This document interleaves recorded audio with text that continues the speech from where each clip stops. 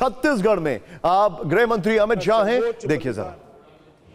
इस लड़ाई में दिया वो सुरक्षा बलों के जवान और उनके परिजनों को जाता है, वो सुरक्षा बलों के जवानों को जाता है जिन्होंने नितांत यातनाएं उठाकर इस अभियान को चलाया, लड़ाई लड़ी और यहाँ के ट्राइबल क्षेत्र को नक्सल मुक्त करने में अपना योगदान दिया।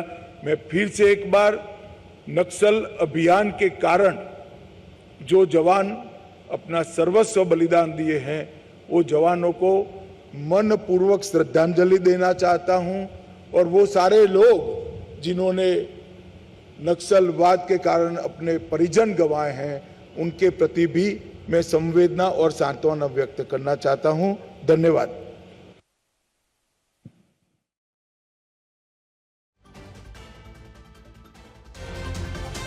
ये देखिए बस्तर में बस्तर नक्सल मुक्त हो गया है, बड़ी खबर।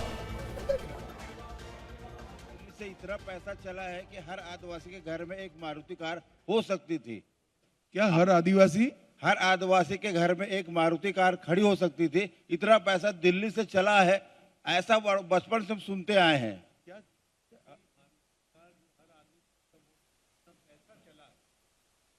मैं ये कहना चाहता हूं, नहीं, ऐसा नहीं है। यहाँ इस तरह की परिस्थिति ही नहीं थी कि विकास हो पाए।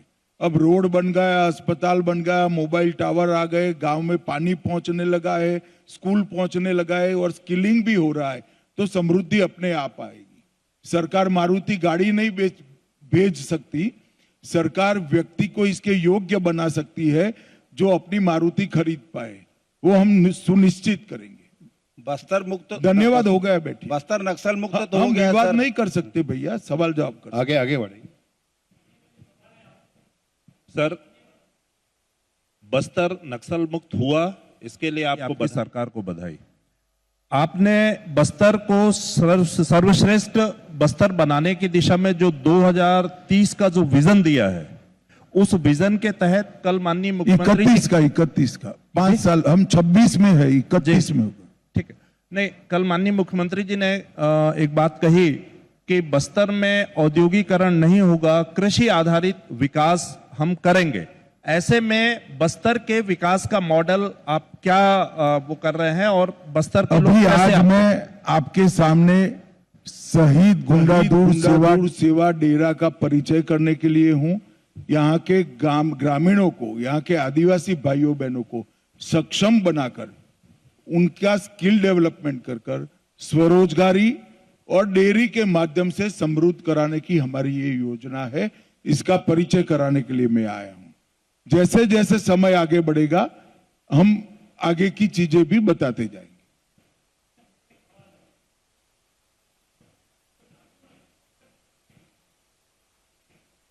भाई माइक दे दो वहां।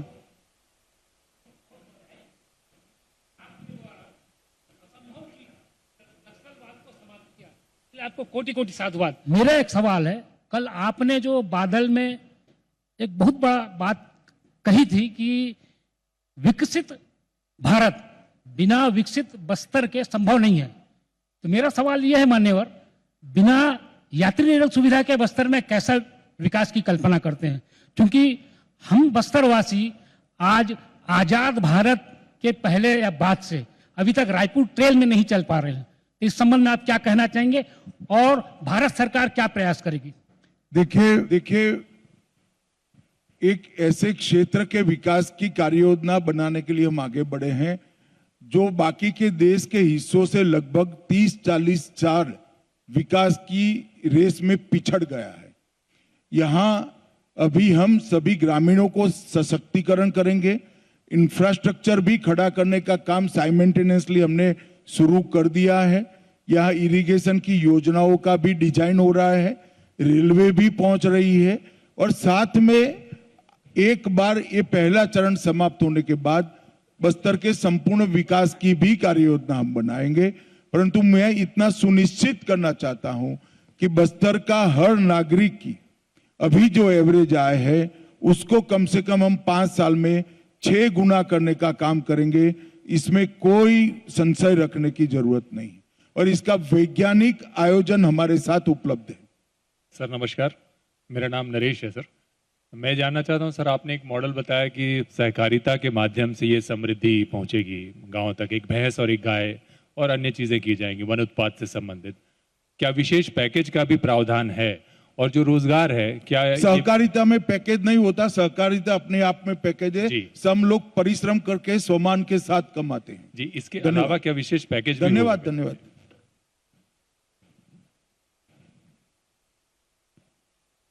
सर नमस्कार। बस्तर नक्सल मुक्त हो गया है, लेकिन बस्तर में एक अफवाह तेजी से फैल रही है कि अब जल जंगल जमीन भी खत्म हो जाएगा। आदिवासियों को क्या मैसेज देना चाहेंगे? आदिवासियों को क्या मैसेज देना चाहेंगे? मैंने यही कहा, मैं बस्तर वासियों को फिर से कहना चाहता हूं कि जिन्होंने 50 साल तक बस्तर को बंदूक के साए में रखा, वो भेष बदलकर, नाम बदलकर, बात बदलकर आए तो भरोसा मत करना। आपकी चुनी हुई तहसील पंचायत, आपकी चुनी हुई जिला पंचायत, आपकी चुनी हुई राज्य सरकार और आपकी चुनी हुई भारत सरकार का भरोसा करना, वो ही बस्तर को विकसित कर सकते हैं। जो उकसाने आते हैं उनको एक बात जरूर कहना चाहिए कि 2 साल जरा बस्तर में रह जाओ, दिल्ली में जाए बगैर, तभी जाकर यहां पर सच अर्थ में विकास का सवेरा होगा। सर मैं अंकित मिश्रा हूं। अभी जो नक्सलियों ने जो पुनर्वास किया है, आने वाले समय में इनको लेकर के क्या तैयारियां हैं कि दोबारा जो है वो फिर से नक्सलवाद के रास्ते पे ना जाए, उनको भरोसे में लिया जा सके? देखिए, पुनर्वास किए हुए सारे नक्सली भाइयों बहनों के लिए भारत सरकार ने 20 करोड़ रुपया खर्च कर एक सेंटर बनाया है, जहां अभी उनका स्किलिंग भी हो रहा है। जो निरक्षर है उनकी पढ़ाई लिखाई भी हो रही है, साइकोलॉजिकल मैपिंग होकर एक नया विश्वास बढ़ने का साइकोलॉजिकल ट्रीटमेंट भी हम उनको दे रहे हैं। और आने वाले समय में वो अपने परिवार के साथ सम्मान के साथ रहे, इस प्रकार की पूरी ट्रेनिंग करने की व्यवस्था छत्तीसगढ़ सरकार और भारत सरकार ने की है। यानी सीधे तौर पर पहली स्टेज जो थी वो पूरी हो चुकी है, यानी नक्सल फ्री कर दिया गया है। अब वहां पर डेवलपमेंट, ग्रोथ और प्रोग्रेस के ऊपर फोकस है। उसकी अलग अलग कैटेगरीज और स्टेजेस हैं जिसके ऊपर अभी गृह मंत्री एम्फसाइज कर रहे थे।